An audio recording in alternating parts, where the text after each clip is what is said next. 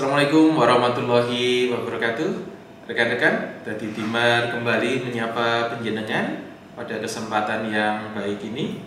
Alhamdulillah bisa kembali berkarya lewat konten untuk memberikan Dimar, memberikan sekilas informasi dan mungkin beberapa pengetahuan khususnya dalam penyelenggaraan pemerintahan desa. Ini sehubungan dengan ini rekan-rekan, yang terjadi di Magetan belakangan ini. Saya mendapatkan banyak pertanyaan baik dari teman-teman media, kemudian ada beberapa desa yang akan mengisi perangkat desa yang menanyakan tentang alurnya. Dan yang berikutnya adalah tuntutan mundur sebagai perangkat desa. Nah, ada 3 item itu, jadi nanti izin saya sampaikan bahwa yang pertama, seorang perangkat desa ya, niat untuk menjadi perangkat desa ini saya ingatkan dulu bahwa niat awal itu pasti untuk mengabdi dan melayani masyarakat di desa. Niat awalnya harus itu dulu ya. Niat awalnya itu, nawaitunya adalah mengabdi dan melayani, karena sekarang birokrasi ini bergeser dari yang dilayani menjadi yang melayani. Jadi sekali lagi fungsinya fungsi pelayanan.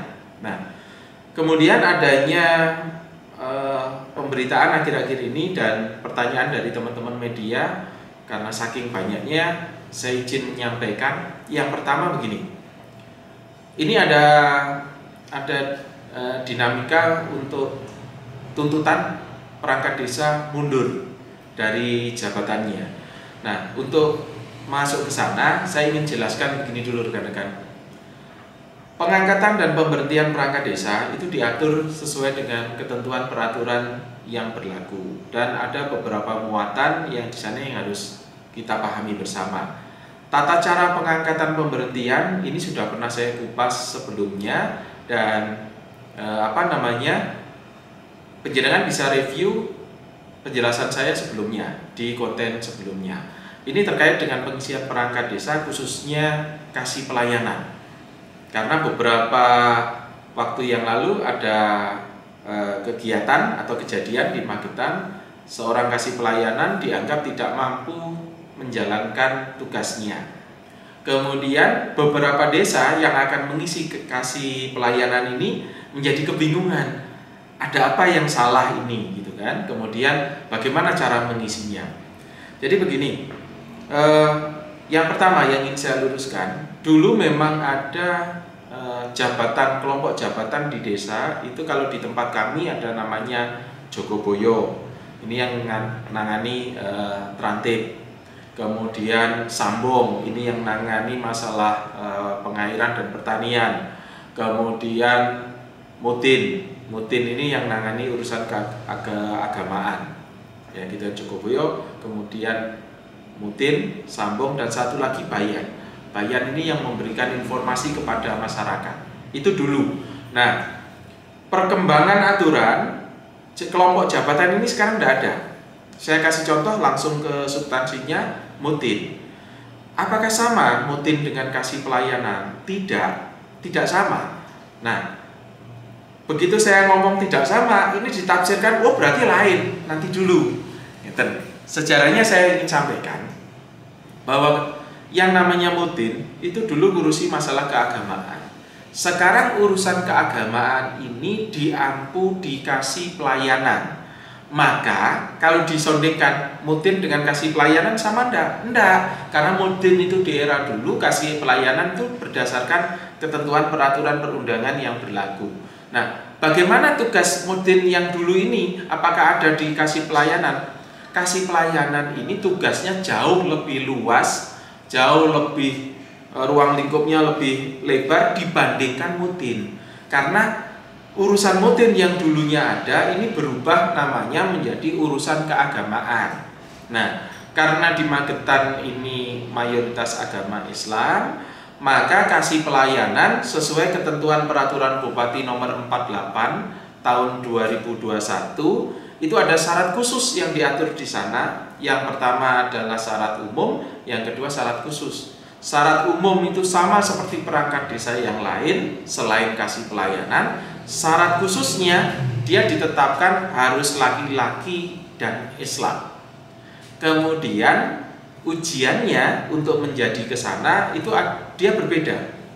Harus lolos seleksi administrasi, lolos seleksi praktek, lolos seleksi komputer, dan lolos ujian tulis yang kita sekarang menerapkan CAT. Ada 4 yang harus lolos: administrasi, praktek keagamaan, kemudian praktek komputer, dan ujian tulis. Keempat-empatnya pakai sistem gugur. Lolos administrasi baru bisa masuk ke praktek, kemudian dan seterusnya. Nah, pertanyaan muncul, kemudian prakteknya apa saja?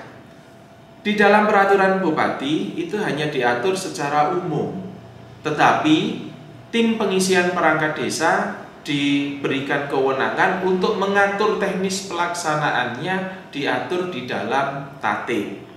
Maka di dalam tatib itulah nanti, karena ujiannya itu lolos administrasi, lolos praktek keagamaan. Lolos praktek keagamaan itu dikatakan mampu dan tidak mampu.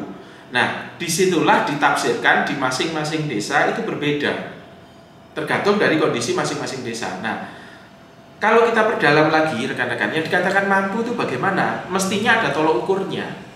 Mestinya ada tolok ukurnya, karena ini praktek keagamaan. Misalkan ini ya, desa A ini pengen ngisi kasih pelayanan, maka yang dikatakan mampu yang pertama bisa tahlil, bisa mengurus jenazah, bisa baca Quran, bisa doa-doa umum, misalkan seperti itu. Ada 4 ini, ada 4 item misalkan. Nah, ketika dia tidak mampu di 4 praktek ini, ya jangan dipaksakan untuk masuk ke tahap berikutnya. Karena begitu panitia atau tim pengisian katakan tidak mampu, maka secara otomatis dia gugur. Itu alurnya. Jadi beda, tetapi lebih luas kasih pelayanan. Dan kalau tadi saya ilustrasikan pakai tangan tadi, jadi Mutin itu ada di dalam tugasnya kasih pelayanan. Ini Mutin, misalkan ini kasih pelayanan, dia ada di dalamnya, karena tugas kasih pelayanan tidak hanya ngurusi keagamaan.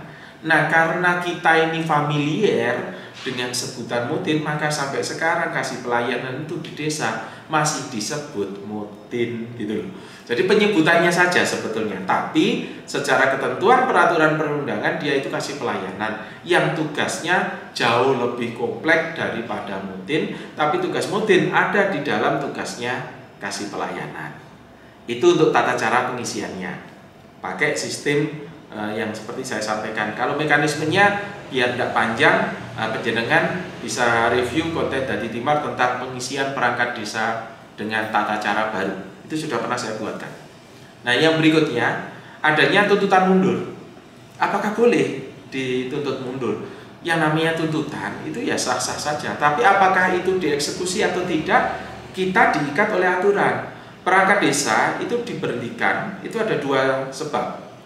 Diberhentikan karena permintaan sendiri dan karena diberhentikan. Diberhentikan ini yang pertama karena ya pemberhentian itu ada 2, ada karena permintaan, ada karena diberhentikan. Diberhentikan ini kalau saya breakdown lagi ada 2 lagi. Yang pertama terkait dengan berakhirnya masa jabatan, yang kedua itu karena tersangkut permasalahan. Nah, yang tersangkut permasalahan ini harus dilakukan pemeriksaan khusus untuk penjatuhan hukuman disiplin. Hukuman disiplin itu mulai dari tingkat ringan, sedang, berat. Apakah berurutan atau tidak tergantung dari apa yang dilanggar. Ya, tergantung dari apa yang dilanggar. Jadi ada tahapan skedulnya untuk mengarah ke sana. Nah, bagaimana kalau yang bersangkutan mundur? Banyak di Magetan ada beberapa teman saya perangkat desa karena pengen beralih profesi kemudian mengundurkan diri, itu hak mereka. Bagaimana caranya? Cukup membuat surat pernyataan. Tapi ada juga yang diberhentikan. Nah, diberhentikan ini yang pertama mungkin dia tersangkut masalah pidana yang diancam dengan ancaman hukuman sekian yang diatur di dalam ketentuan peraturan perundangan sehingga dia tidak bisa melaksanakan tugas dan harus diberhentikan. Yang kedua, setelah melakukan pemeriksaan khusus. Nah, pemeriksaan khusus ini nanti yang menjalankan adalah kewenangan bupati yang diberikan kepada OPD, dalam hal ini inspektorat, yang mempunyai fungsi untuk salah satunya melakukan pemeriksaan ini.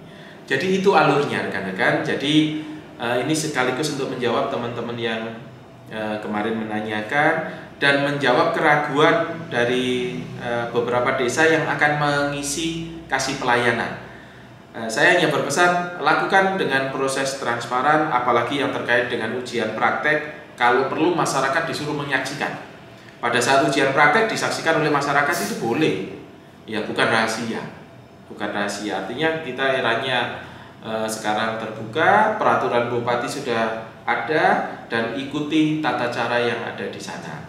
Kemudian saya juga berpesan kepada Bapak Ibu Camat, karena mendapatkan pelimpahan kewenangan dari Pak Bupati untuk menjalankan sebagian fasilitasi penyelenggaraan pemerintahan desa, maka ketika terjadi seperti ini saran dalam ikuti peraturan yang ada.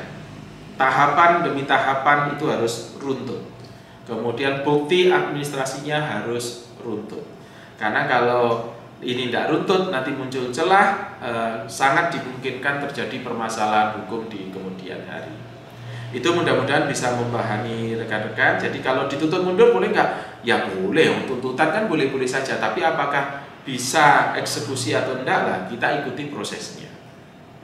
Itu nggih. Ini mudah-mudahan menjelaskan, menambah penjelasan terkait dengan hal yang baru terjadi, kemudian kegalauan atau kegamangan dari desa-desa yang lain yang ingin mengisi. Saya hanya pesan, ikuti tata caranya, matangkan di sosialisasinya, kemudian semoga yang jadi itu adalah yang terbaik untuk desa penjenengan. Dan untuk para pelamar perangkat desa, saya ingatkan, silahkan penjenengan mengabdi di desa melalui formasi perangkat desa, tetapi nyuwun tulung, karena penjenengan nanti akan bekerja di desa, bekerja untuk melayani masyarakat desa, maka penjenengan juga harus bisa menyesuaikan diri dengan masyarakat yang ada di desa di mana penjenengan mengabdi. Itu saja dari saya. Mudah-mudahan bisa menjadi timar. Nanti untuk hal-hal yang belum jelas silahkan penjenengan pertanyakan di kolom komentar. Nanti insya Allah kalau di lain kesempatan saya akan bahas. Kalau memang perlu detail nanti akan saya jawab lewat konten. Terima kasih, mudah-mudahan bermanfaat. Dan untuk teman-teman media, mudah-mudahan ini juga menjawab keraguan penjenengan tentang tindak lanjutnya. Semuanya serba mengikuti ketentuan peraturan perundangan, jadi ikuti ketentuannya. Matur nuwun. Saya izin dulu. Assalamualaikum warahmatullahi wabarakatuh.